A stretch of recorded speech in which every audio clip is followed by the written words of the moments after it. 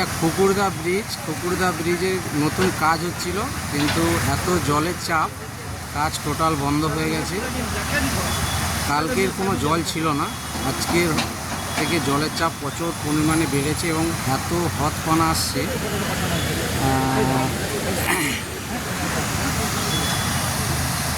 পুরনো যে ব্রিজটা সেটাও থাকবে কিনা কোনো গ্যারেন্টি নেই। যে হারে মাটি কন্ট্রাক্টররা ধাসি দিয়েছে, দুদিকের বাঁধে খুব চাপ সৃষ্টি হচ্ছে।